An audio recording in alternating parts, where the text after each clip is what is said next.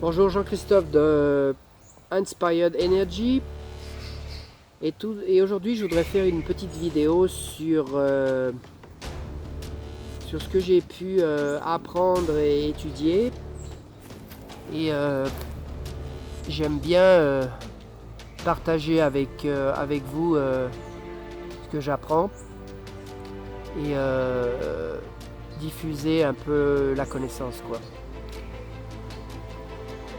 Donc des fois ce que je dis c'est pas mes vérités à moi, c'est je le prends d'une source.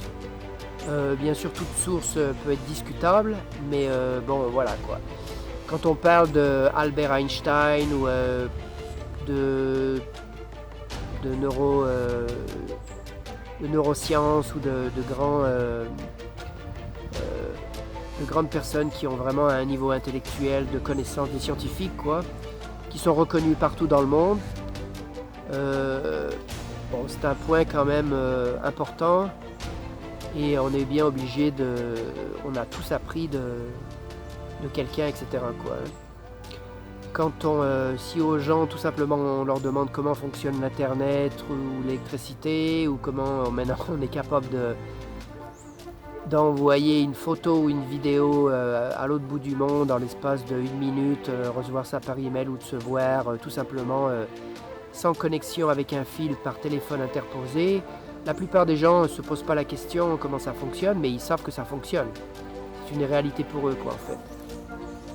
Donc, en fait, je résume un petit peu ce que la pensée du docteur Joe Dispenza, qui est scientifique, neurologue, il fait de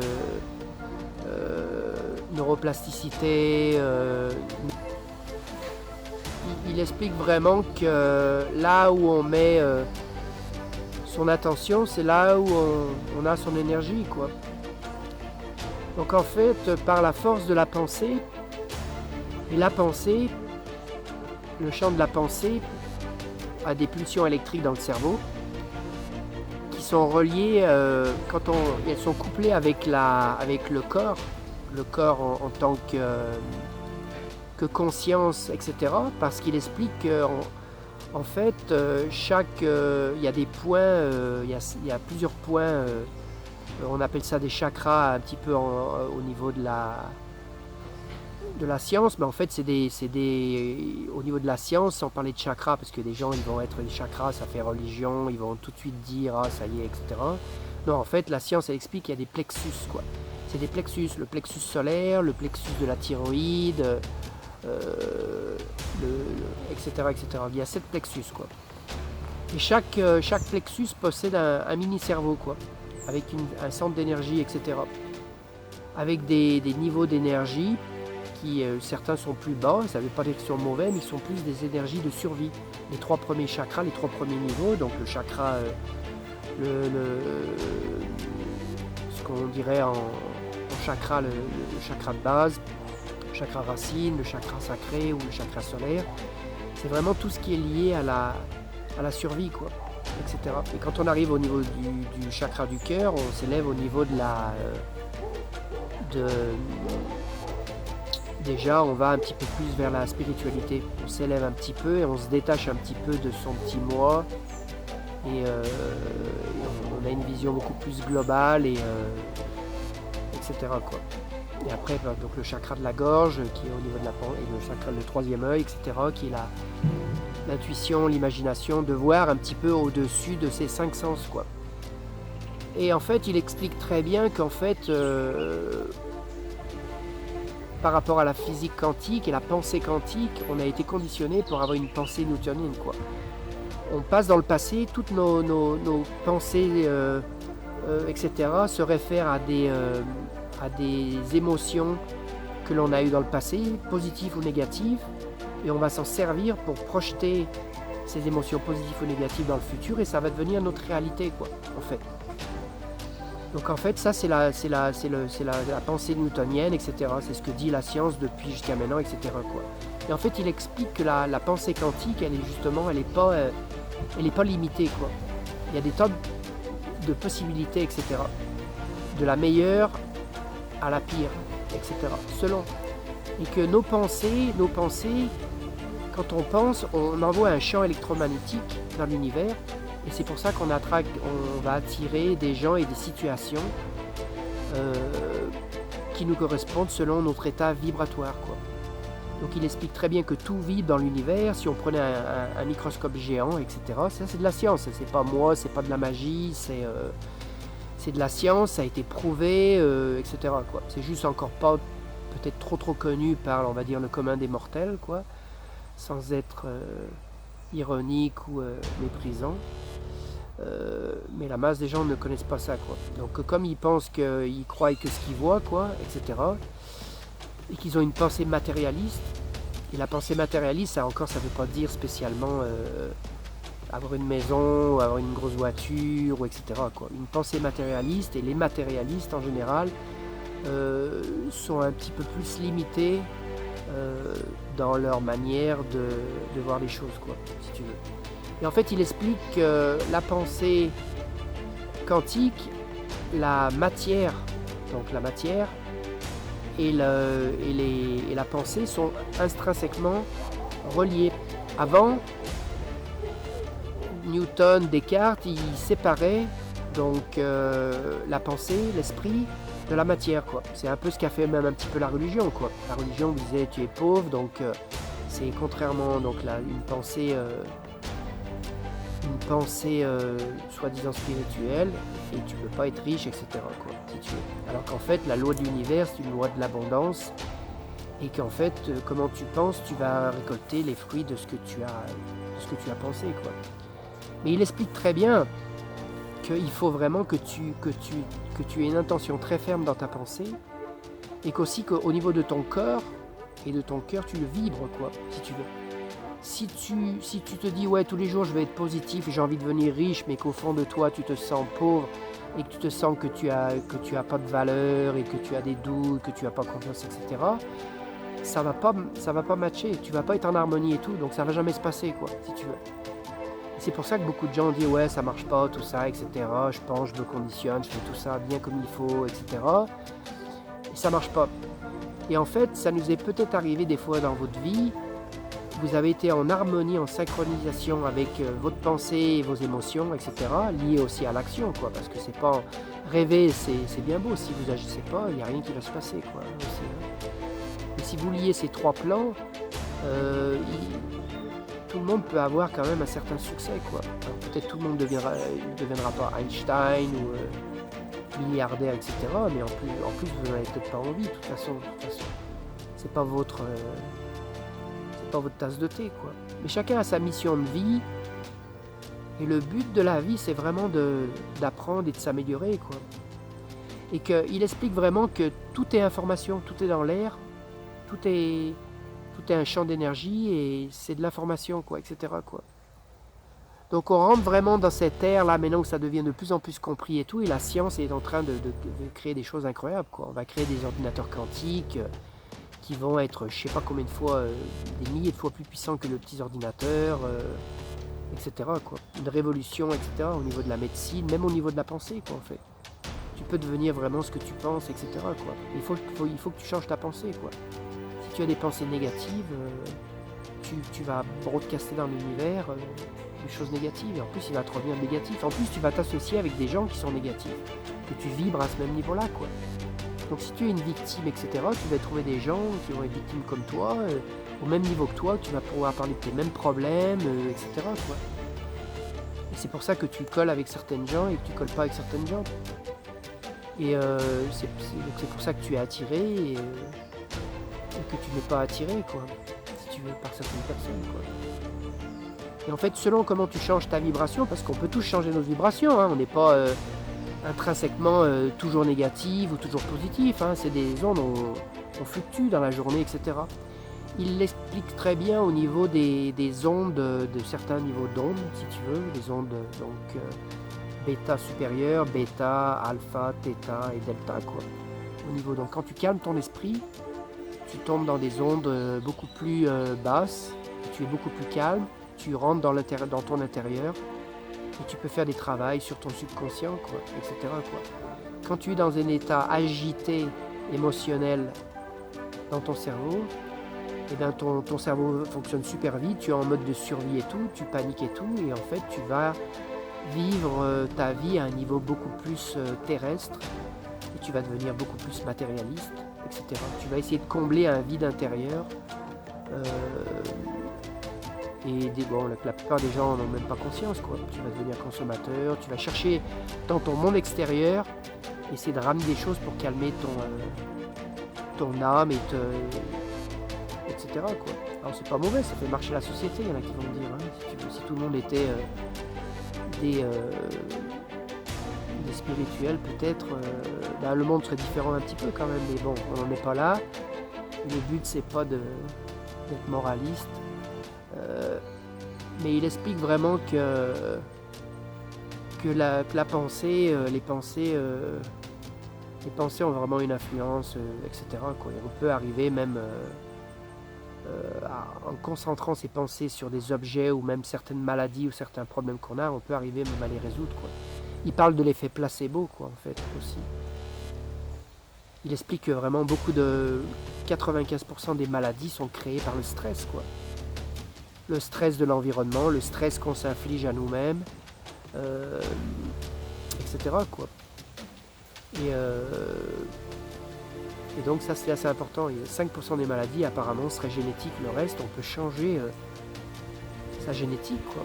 Donc c'est même encore par rapport à la science et la médecine classique où tout serait héréditaire, quoi. Mais si on a une mentalité victimaire, et ben on va dès qu'on change ses manières de penser, ses habitudes et son attitude, etc. Et ben on va pouvoir se guérir et changer vraiment notre vie. On change notre perspective de vision et on élargit notre champ, si tu veux, plutôt que quand on est matérialiste, on rétrécit notre champ sur des objets ou sur des situations, etc. quoi. Et il explique ça en essayant en pratiquant la méditation, quoi. Si tu veux, méditation pleine conscience. Et c'est pas évident, mais on y arrive et on sent qu'on est beaucoup plus calme et plus positif. Moi, j'ai pu expérimenter dernièrement des petites expériences positives et bon, j'arrive un petit peu sur cette voie. J'ai du chemin encore, c'est pas facile, mais en fait, il explique vraiment, c'est vraiment les 3 stades. On passe de philosophe à initié à maître avec de la sagesse, quoi, si tu veux. Et c'est un petit peu le but. On se rend compte souvent, on rencontre des gens en fin de vie, du coup ils ont fait un peu le tour, et même des gens qui ont été riches ou même etc. Ils se rendent compte que finalement c'est un petit peu toute une illusion. On a été conditionné pour être des matérialistes, quoi. On croit que le bonheur c'est ça, et en fait on se rend compte qu'il y a quand même une autre dimension, quoi, si tu veux. Alors, quand je dis ça, c'est pas une critique je suis pas en train de dire faut pas gagner de l'argent, faut pas avoir une maison, faut pas il faut juste pas être prisonnier de ça, quoi, si tu veux, et en faire son but unique dans sa vie, etc. quoi. Il faut faire un équilibre entre les deux, quoi. Donc c'était un petit peu cette petite vidéo que je voulais faire aujourd'hui. Je sais pas si c'était clair. Moi je suis encore en train de travailler dessus, mais le fait de faire des fois une vidéo et faire passer un petit peu ces informations, ça aide un peu à l'assimiler, etc. quoi.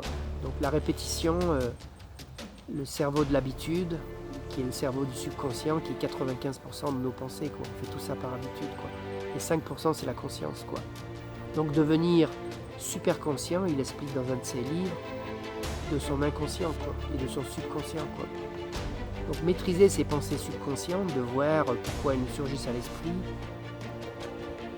résoudre les problèmes, les émotions qu'on a eu passées, les échecs, les traumatismes, etc.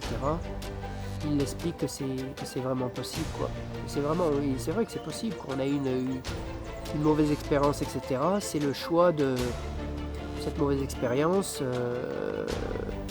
de l'enregistrer dans le disque dur qui est votre cerveau, là, ou de dire ça va passer, etc. Et de passer outre et de continuer, quoi. Soit on se laisse affecter, etc. Parce qu'on se complaît, en fait, on aime se complaire dans une mentalité victimaire, quoi. C'est une solution un petit peu de facilité, quoi, un petit peu. On se dit, bah ouais, il m'arrivait ça parce que, voilà, quoi, voilà, quoi. J'ai eu une déception amoureuse et tout, alors maintenant, je suis plus capable d'aller avec quelqu'un et tout. En fait, souvent, on se cache, on se ment à nous-mêmes et on va chercher des fausses excuses, etc., quoi. Et en fait, la réalité, peut-être oui, on a eu une mauvaise expérience, mais si au départ on a été en contact, par exemple, c'est qu'il y avait une raison et tout, quoi. À la base, quoi. Donc, il y a des gens qui vous attirent pas et vous n'aurez pas certaines expériences, quoi. Moi, dernièrement, je me suis un petit peu pris la tête avec quelqu'un parce que finalement, j'avais des idées quand même assez arrêtées et je suis un peu dur des fois dans mes... je suis pas un peu dur, je suis dur dans mes jugements, etc. Parce que des fois, ça me choque de voir un petit peu la stupidité, quoi. Mais en fait, bon, voilà, quoi. En comprenant après que ben, j'ai cherché cette situation et qu'en fait, bon, ben, il faut laisser les gens à la limite croire ce qu'ils veulent. Pourquoi pas, ils ont leurs opinions. Moi, j'étais persuadé d'avoir raison, mais bon, pourquoi essayer de les convaincre et de les juger, quoi, en fait. Et qu'en fait, j'aurais dû peut-être mettre un peu plus d'amour et puis de laisser tomber la chose, etc., quoi. À la limite, parce que ça vaut pas le coup de se battre dans des luttes d'ego, parce que c'est l'ego après, etc., quoi. Hein. Donc, mais les gens, quand on n'a rien d'autre à faire aussi dans sa vie, et qu'on est un petit peu vide, etc., on a besoin d'être connecté sans arrêt. On pense qu'on veut être connecté, quoi. On veut être connecté avec le monde extérieur, avec la télévision, les informations. Il faut absolument être connecté, quoi. Parce que si on n'est pas connecté, on a l'impression d'être à la rue, etc. Au lieu d'écouter son fort intérieur et de se replier sur soi-même et d'aller au plus profond de soi-même et on préfère aller dans la superficialité pour meubler son vide intérieur ou pour avoir l'impression qu'on est comment dire ça là, on veut faire travailler le cerveau analytique, quoi, si tu veux, on pense. C'est le mental en fait, si tu veux. Et bon, on veut faire sans arrêt travailler le mental, et le mental, voilà, il a ses limites. Quand on veut aller un petit peu plus haut, c'est le langage du cœur, quoi. Effectivement, quoi. Les grands sages, etc., ils avaient un langage du cœur et de tolérance. Ça n'empêchait pas qu'ils étaient aussi intelligents, quoi. Mais ils avaient une dimension supérieure, etc., quoi. Donc les intellectuels, rationnels, sont un petit peu limités, quoi. Ça s'arrête au niveau, ils l'expliquent très bien en neurosciences, au niveau du cerveau analytique, quoi. Donc c'est pas évident et tout. Moi, j'y arrive pas encore. Hein. Moi, je suis une personne assez cérébrale aussi, qui est dans le mental, et j'ai du mal à déconnecter et tout. Mais quand même, j'ai compris que, voilà, pour grandir, si on peut appeler ça comme ça, il fallait un peu se libérer, aller un petit peu profondément et des fois même arrêter de penser ou de juger ou d'analyser, etc., quoi. Et de croire un petit peu aussi, de croire, c'est un peu la foi, mais quand on parle de foi aussi, il y a des gens, ils